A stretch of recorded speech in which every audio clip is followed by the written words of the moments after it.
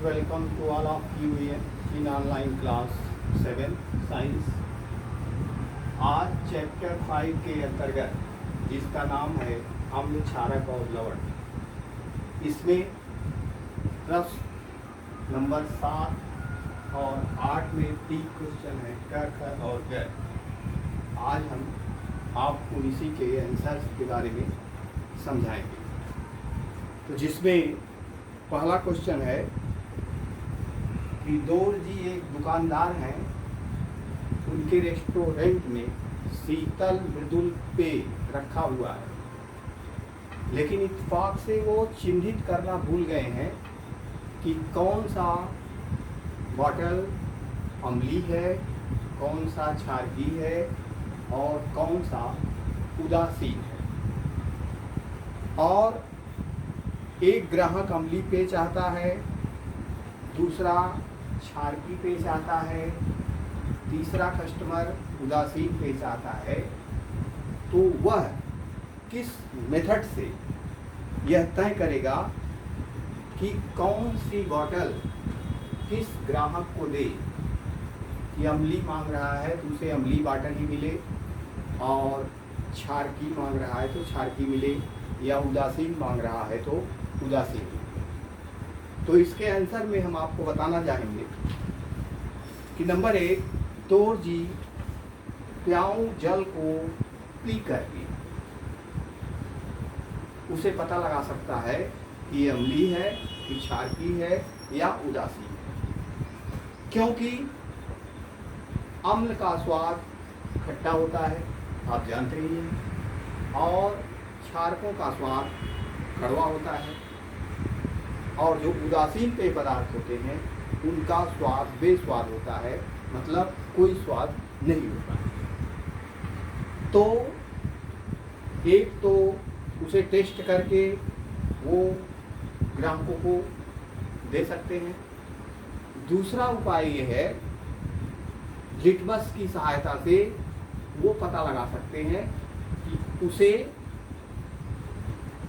एक दूसरे बर्तन में थोड़ा सा निकाल करके अगर उसमें लिटमस पेपर को डालते हैं तो उसके कलर में बदलाव होगा। क्या बदलाव होगा?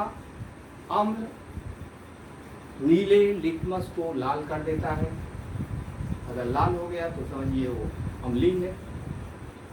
और क्षारक का नीले लिटमस पर कोई प्रभाव नहीं होता, वो उसके कलर को नहीं बदलता। और उदासीन विलयन का लिटमस पर असर ही नहीं होता। तो इस तरीके से पहला तरीका है कि वो टेस्ट करके पता लगा सकते हैं, और दूसरा लिटमस की सहायता से उसको वो पता करके कि कौन सा अम्लीय है, कौन क्षारकीय है और कौन सा उदासीन है, वो अपने कस्टमर को दे सकते हैं। क्वेश्चन नंबर 8 है कि समझाइए कि ऐसा क्यों होता है जब आप प्रति अम्लता से पीड़ित होते हैं तो प्रति अम्ल की गोली खाते हैं।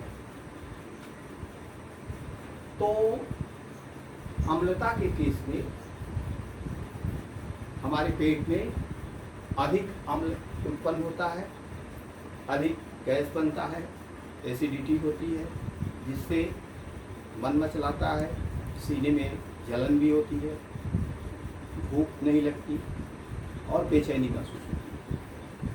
तो ऐसे कंडीशन में अगर उस व्यक्ति को प्रति अम्ल दे दिया जाए एंटासिड, तो प्रति अम्ल में क्षारक होता है, और वो क्षारक उस अम्ल के साथ मिल करके उसको उदासीन बना देता है, जिसकी वजह से उस व्यक्ति को राहत महसूस होती है। जैसे दूधिया या मैग्नीशियम या क्षारक से मिल करके, या क्षारक अम्ल से मिल करके उसको उदासीन कर देता है और उस व्यक्ति को आराम हो जाता है।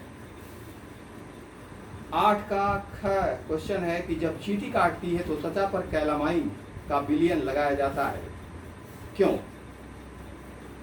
तो आप जानते हैं कि चींटी के डंक में फॉर्मिक एसिड होता है, और जब चींटी काटती है तो त्वचा में उसके डंक द्वारा वो अम्ल द्रव के रूप में चला जाता है, जिससे उसको दर्द महसूस होता है। और डंक के प्रभाव को खाने का सोडा या कैलामाइन का विलयन मलकर उदासीन किया जाता है, जिससे उसके दर्द में कमी हो जाती है और उसे राहत महसूस होती है। और नेक्स्ट क्वेश्चन है कि कारखाने के अपशिष्ट को जलाशयों में बहाने से पहले उसे उदासीन किया जाता है, क्यों? तो डियर स्टूडेंट, पर्यावरण की सुरक्षा को ध्यान में रखते हुए ये मोस्ट इम्पॉर्टेंट है कि अगर कारखाने के अपशिष्ट जल को या किसी भी प्रकार के अपशिष्ट जल को अगर हम जलाशयों में सीधे तौर पर बहाते हैं, तो चूंकि उस जल में अम्ल की मात्रा होती है और वह अम्लीय जल जलीय जंतुओं को, खास तौर से मछलियों को मार डालेगा, उसके जीवन को नुकसान पहुंचाएगा। और जब मछलियां जल में मरेंगी तो और अधिक जल प्रदूषित हो जाएगा।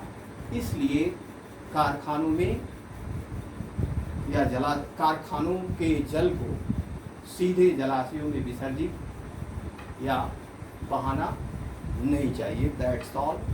Next tomorrow.